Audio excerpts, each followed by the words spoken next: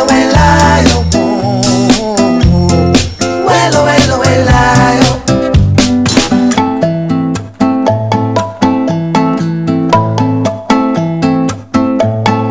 Wela wela wela yo. Wela wela wela yo. 7h25 avec beaucoup de retard on se retrouve ce matin bonjour bienvenue bon réveil ñu ngi leen di nuyu di leen ziar bu baax tey ji nag tombé na ak vendredi 26 septembre 2014 26 septembre nag ku ko wax Sénégal sa xel dem ci suuxuk bateau le Joola tey nag lu ëpp ci bis bi dañu koy jagleel la xewoon def na léegi fukki at ak ñaar bu ñu fàttaliko léegi rek laa koy wax ak docteur Massamba Gueye que ajuma la tombé loon tey nag 26 septembre 2014 tombé ak ajuma defe naa hasard amul ñu ngi leen di nuyu oustaz ñu ngi lay nuyu Mado ñu ngi lay nuyu di leen nuyu itam Bessel professeur Massamba Gueye yow itam ñu ngi lay nuyu bu baax te di la santati rek ci teewaay beek ànd bi nga xamee ni yaa ngi koy ànd ak ñun ajuma bu jot ci yeewu leen bi defe naa tey bu ñu demee ba tollaat ci fukki at ak ñaar di fàttaliku suuxuk bateau le Joola mu tombé waat ak même jour bi nga xamee ni amoon na ba Sénégal yëg ko su ma sañee moo wax li ñuy waxtaane ajuma bële passé ni hasard amul ci dara. asalaamaaleykum hasard amul ndax li tax ñu ne hasard amul mooy yàlla boo demee xam nga boo demee ba ne dara néew fi daf naan la foo gis la nga gis ba tuddee ko dara lan la ndax loo tudd am na tur ndax boo ne dara amul rek tudd nga ko ba pare te lu amul kenn du ko tudd waaw boo ne le hasard n'existe pas dëgg la mais boo ne Dieu n'existe pas da nga ko tudd moom ba pare te lu amul kenn du ko tudd boo xoolee nag mbir am fukki at ak ñaar muy ñaari cycle juróom-benn mu indiwaat ko benn bis bi indiwaat ko ci benn bis bi mu tombé waaw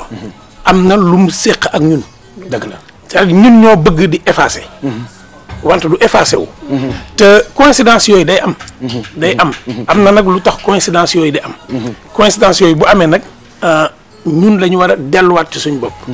waaw te buñ demee ba ci biir dina am ci luñ dellu nga comprendre société africaine lan moo tax muy def cercle buy tëju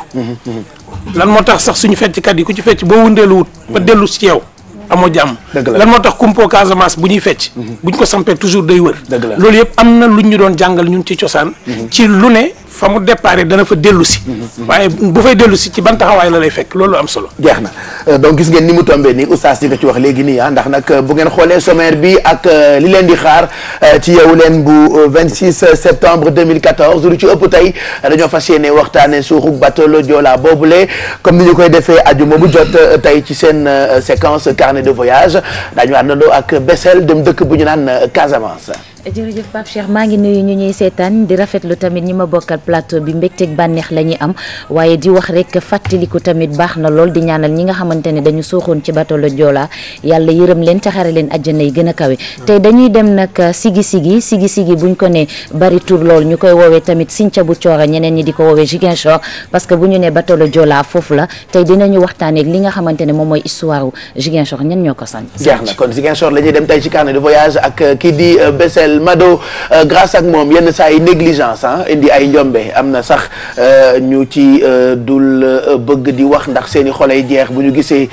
yi nga xamee ni ñun sénégalais yi duñ ci faral di bàyyi xel et pourtant dafa am solo bu ñu bëggee mucc ci yenn yi boo duggee ci salon yu bëri nag dañuy négliger ñoom stériliser ay aiguille et tout ça yooyu donc loolu ngay waxtaane tey exactement Pape Cheikh comme ni nga ko waxee déjà maa ngi nuyu ñu nekk ci plateau bi ak mbokku téléspectateurs yi ñuy seetaan tey nag ci loolu nañu wax comme ñi ngi dëgmal tabaski bi salon de coiffure yi dañu prise torop mais dafa am ay normes d'hygiène yoo xamante ne ñun war nañ ko faral di ko sàlloo mais loolu nag dafa mel ni bi ñuy defee suñu reportage ñàkk na mais bu ci kanamee xam naa Pape Cheikh dinaa la gën a expliquer li ko waral incha allah ajuma yi nag sant yàlla ba ñu amee oustaz bu mel ni oustaz Assane nga xam ni dafa dégg jamono mooy oustaz bi gën a dégg daaj fii ci Sénégal waaye ndok am nañu ko ndax bëri na ci ay laaj yoo xamante ni def ñu ci gindi te tey defe naa bis bi ni ma ko waxee ak professeur rek bisu fàttaliku la te ba tey tombe bi mu tombe ni àjjuma def na fukki at ak ñaar. jërëjëf Baye Cheikh ginnaaw bu ñu la nuyu ñi nga xam ne ñoom lañ bokkal plateau bi di si professeur Soxna Mado Soxna Bassel ñu ngi nuyu mbokku téléspectateur télévision Futur Média ak fu ñu mën a nekk si kaw suuf comme ni nga ko ubbee bés bi wax dëgg yàlla dellu se na mu tombewaat ak bésu aljuma professeur junj na ko léegi hasard amul loo gis suñu borom subhanahu wa taala def ko rek am na lu tax kon dañuy wax inna lillahi wa inna ilayhi raji'un ñun ñëpp yàlla moo ñu sàkk si moom lañ jóge te itam si moom la ñuy dellu loolu moom yaakaar naa ne kenn du ko laam-laamee kon ñi nga xamante ni yàlla dafa dogal seen bakkan des foofu si bés boobu dañ leen def di leen dul ñaanal yàlla mu yërëm leen jéggal leen te am nañ si yaakaar ndax yonent bi sallallahu alayhi wasallam dafa wax ne ku dee si ñaar yi kooku martyr la koo xamante ni dafa faatu si biir géej kooku martyr la ak koo xamante ni dafa xeex si yoonu yàlla bañ rey ko si kooku tamit martyr la te martyr moom benn yaakaar rek la ñuy am si moom muy dajeex yërmande suñu borom subhanahu wa taala kon ñoom ñëpp yal na leen ko yàlla defal bàyyi si amiin am na ay reportage yoo xamante ni di ngeen ko mën a découvrir ci Yeewu Leen bi tey sinon toute la journée ci télévision Futur Média jagleel nañ leen ay gëstu yu am solo jëm ci suuxu bateau le Joola boobule 17h par exemple di ngeen am document bu am solo guddi gi itam ngeen amaat ci suñu ay édition itam di ngeen am yu mel noonu ba léegi ci sommaire bi la ñuy desandi ndax émission bi yaatu ba nga xamee ni bu ñu xëyee nañ jël temps bu bëri pour wax leen li ñu leen naral ak Alfie tey ci cuisine dinañ leen proposer li nga xamee ni moo di plan pâtissier n'est-ce pas Alfie? Tout à fait Pape Cheikh salaamaaleykum ñi ñuy seetaan comme ni nga ko annoncé Pape Cheikh chaque jour benn recette ak sunuy beurre Sofia tey ñu fas yéene leen defaral flan pâtissier. donc ci kanam tuuti ñu wan leen yan technique ak yan astuce ngeen di utiliser pour réaliser ko. pour réaliser plan pâtissier voilà. plan pâtissier voilà merci beaucoup sa mosoo rafet na trop te dama ne woon du ma tooñ kenn sax. waaye xam nga nee nañu tàmm moom laago la waaw jekk tagal la ñëpp tuddee maa aussi nee na ma wax ngoog jekk tagal de donc maa aussi wax naag jekk tagal gis nga ni mu ko wengalee noonu mu ngoog 7h31 bu ñu demee nag ba juróom-ñetti waxtu jot ci la ñu fas yéene ànd ak soxna Faty Dieng ci jotaay xibaar yi bu njëkk bi lay doon waaye laata boobu Faty yaa ngi taxaw lan nga fas yéene yaatal bu 8h jotee. Pape Cheikh ginnaaw bi ñu leen nuyu mbokk téléspectateurs yi li ñu fas yéene yaatal bokk na ca ni ngeen ko waxee sànq suuxuk bateau le Joola fukki at ak ñaar gannaaw jéye ja askanu Sénégal di fàttaliku lu ni mel loolee nag ñu ne mi ngi amoon ñaar fukki fan ak juróom-benn ci weeru septembre atum 2002 lu jege ñaari junni doomu aadama ñàkkoon ci seen bakkan juróom-benn fukk ak ñeent ñoom ñoo ci rëccoon procès bu Karim Wade dàqati nañ ko ba fukki fan ak ñett ci weeru octobre démb nag Pape Cheikh ñu doon déglu mooy ab chauffeur am maanaam ki ko daan dawalal Aïssata Tall Sall moom it cour suprême jox na ko dëgg moom mi Aïssata Tall Sall moom la ñu falaat mu nekk maire bu Podor xam nga nag coow moo amoon digganteem ak Racine Sy gannaaw ba cour d'appel bu Ndar joxe dëgg kii di Racine Sy tabaski ren gi juróomi fan ci weeru octobre bi nu dëgmal fas yéene nañu ko amal tabaski démb commission ba ni ngeen ko xamee Yann Thiam ak i ñoñam séntu nañu weer wi ba gis ko kon nag Pape Cheikh ñaari tabaski moo nar a am ñeenti fan ak juróomi fan ci weeru octobre ponk yooyu la ñu fas yéene yaatal ci kanam. daanaka ñaari ponk yooyu sax la yéenekaay yu bëri xëyee Faty muy yëfi Aïssata Tall Sall ak coowal tabaski bi nga xam ne ni ñaar la nar a doon oustaz waaw loolu moom lu doy waar lay doon. non loolu jaaduwul. jaaduwul quel que soit alpha jaaduwul. ndax yonent bi sallallahu alayhi wasallam bi muy dund. bu ma sant tabaski mooy nekk lendemain Arafat. te dafa waxoon wax bu am solo mu ne. la tajtamiu ummati ala xata'in. mu ne maanaam xeetam. lépp loo xamante ni daje nañ. ba waxtaan si mu tegu si sharia ba am ànd si mu am consensus. loolu yàlla daf koy valider. donc lendemain Arafat moo war a nekk forcément tabaski. waaw d'accord de toute façon di nga ci gën a wax incha allah est-ce que dañoo war a topp heure Makka wala dañoo war a topp heure Sénégal après c'est compliqué. de toute façon tant mieux pour sama classe nga xam ne bu ñu tabaskee le 4 lekk yàpp ci ëllëg sa itam ñu dem feneen lekk fa yàpp rek voilà 4 ak 5 ndaw lu doy waar gis nga Faty quotidien par exemple ñëw na ci décision wu juridiction bi mu ne décision de la haute juridiction la cour enracine Aïssata à Podor Aminata Mbengue Ndiaye père Louga.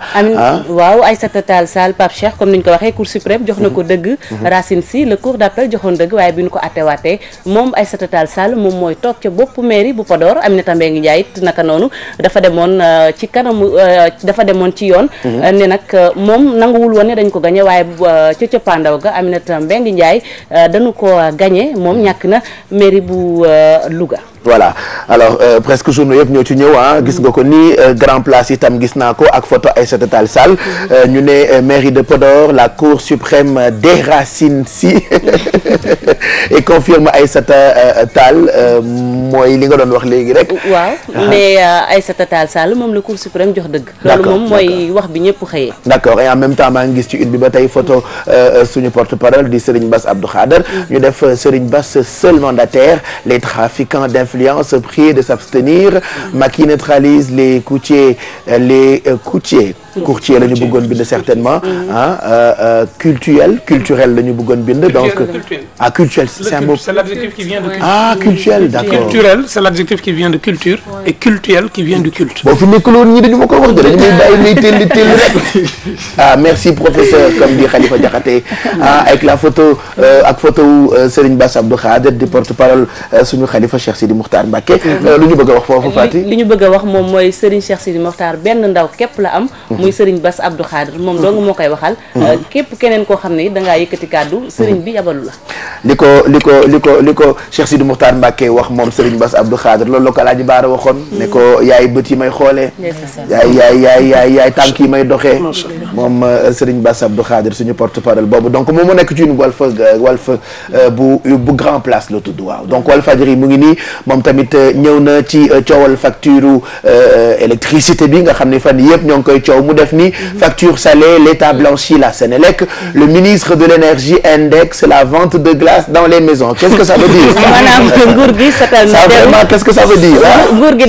setal na deru Sénélec nee na nag comme démb ni ñu ko defee sax ci gëstu bi Pape Cheikh courant bi ni ñu koy lakkee jamonoy tàngaay dafa bëri da ngay taal sa frigidaire taal sa ventilo ba noppi it ne facture yi dafa saf fekk jamonoy tàngaay njaayum glace yàgg na fi njaayum glace yàgg na fi mais Pape Cheikh qu'est-ce qu'il veut dire par là le ministre Pape Cheikh nee nañ jamonoy tàngaay facture yi c'est normal muy gën a cher parce que li ñuy taal dafay bëri dëgg la itam ventilo glace sedd moom tout ça bon après yomb na de nañ ko waxtaan nañ leen bàyyi ñu ngi waxtaan ci seen biir. waaw ñoom ñu ngi waxtaan commission bi. daal mais docteur nee nañu njëgu courant bi yokkul depuis 2009 ba léegi de li ñu ko daan jaayee lañ koy jaayee ba tey kon. waaw Fatou loolu dama koy dëggal mais xam nga tamit boo waxee fii ñu ne da ngay àtte. man àtte man ndax li ñëpp daj weer wi man moom laa daj. waaw ndax dañ maa ñaar ca. ndax dañ maa ñaar ca maanaam double. waaw mooy doublé mooy dañ maa ñaar ca. waaw ndax dañ maa ñaar ca waaye. xanaa dañ maa juróom-ñetti ca.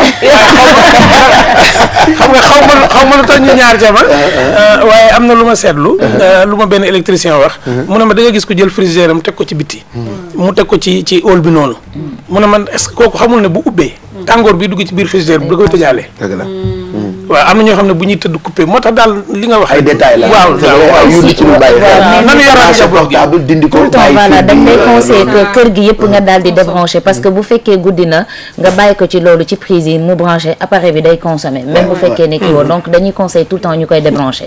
ok bon en tout cas loolu la ñu gis ci une bu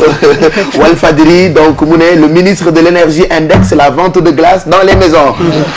populaires qui revient et là je vois que ñoom ñu ngi wax ci coowal Karim Wade ak ma gis ci photo Marième Faye qu'est-ce que ça veut dire aussi ñu def le jugement du fils de l'ancien président pour enrichissement illicite les avocats de Karim plongent Marième Faye dans le procès. ñu ngi koy tudd ci procès bi. moom première dame bu Sénégal. ah bon ok ñu ngi ko ci tudd am na ñu ko ci joxañ baaraamu tuuma xam naa nag ku liir ku bi populaire bi di ci gën a am. neneen dañoo bëgg mu ñëw seede. moom avocat défense bi loolu lañ wax. ndeysaan.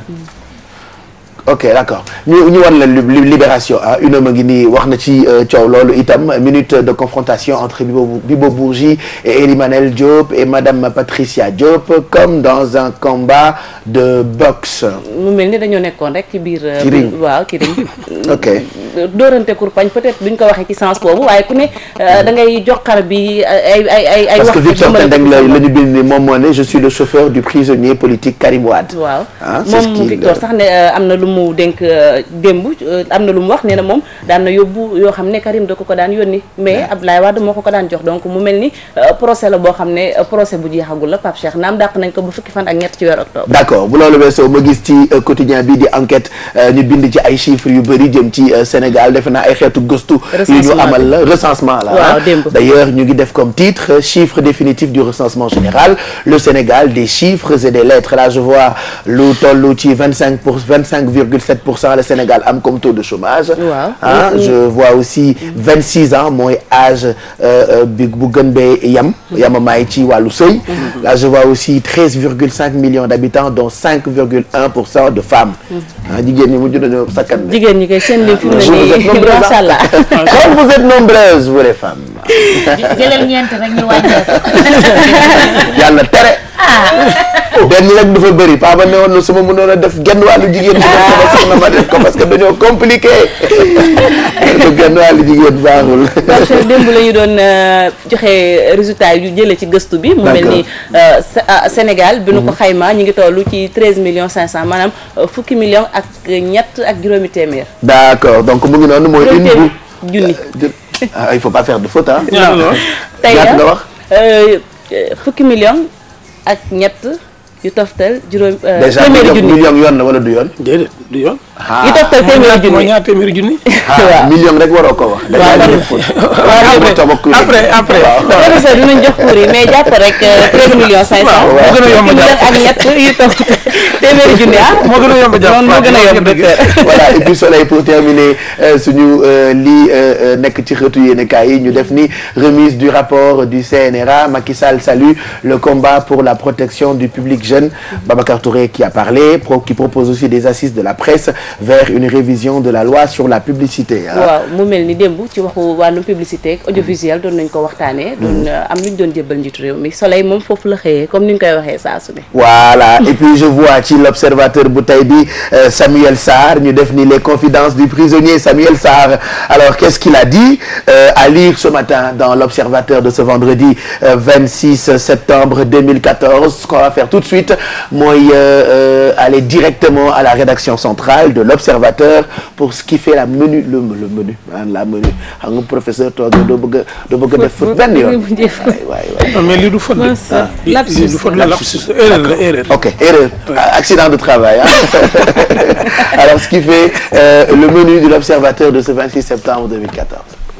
Bonjour à toute l'équipe de Yeewu Leen, c'est toujours un plaisir de vous retrouver pour vous présenter la une de l'Observateur. À lire à la une de ce vendredi 26 septembre, les confidences du prisonnier Samuel Sarr, inculpé du délit d'offense au chef de l'État. Samuel Sarr a été arrêté le 20 août dernier avant d'être envoyé à la prison de Rebeuss, puis au Cap Manuel. L'Observateur lui a rendu visite hier. À lire les confidences de l'ancien ministre d'État qui, même en prison, reste toujours opérationnel pour le PDS. Le trafic international de drogue dure par le moyen de mules était jusque dans un passé récent l'apanage des hommes, mais le milieu s'est diversifié avec l'émergence et l'ingérence de la junte féminine de nationalité étrangère.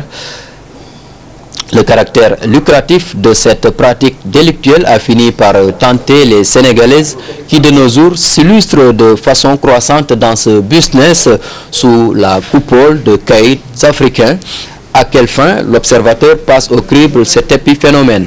À lire également cette affaire des 8 avocats qui ont traîné l'État du Sénégal en justice. L'État a été traîné par ces 8 avocats qui l'ont défendu lors de son procès contre Idrissa Seck et Bara Tall et à qui il doit 62,5 millions de francs CFA. C'est du moins ce que dit le pool d'avocats représenté par Maître Ousmane Seye qui a déclenché la procédure via une requête de taxation honoraire. À lire également la suite de cette affaire qui s'est produite à Rufisque où un imam a tabassé son naïm pour la maudite somme de 1000 francs. Donc l'imam de la mosquée Chérif Nord de Rufisque a été placé en garde à vue. La plainte pour coups et blessures volontaires a porté ses fruits malgré les interventions. L'ancien militaire devenu imam qui règle ses comptes avec des coups de poing encourt un déferrement et la prison. C'était là le menu de la une de l'Observateur de ce 26 septembre 2014.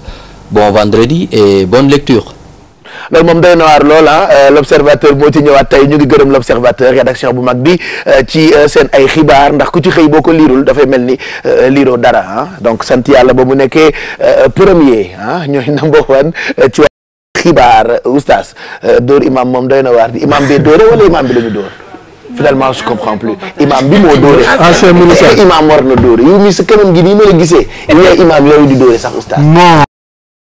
c'est que xam nga nit ñi il faut ñu xam rôle imam d'abord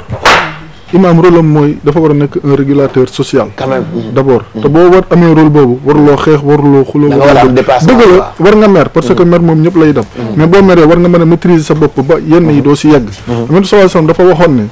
am kattan du boo meree rek fajal ko sa bopp mais mooy koo xamante ni su meree maîtriser boppam d'accord kooku ku am kattan la donc l'observateur loolu la waxtaane tey mu nekkoon menu bi ñu ngi ko defee ca rédaction centrale bu L'Obs. Ce qu'on va faire tout de suite mooy dem ci météo bi on va se faire donc un point sur la météo avant de sortir de la maison.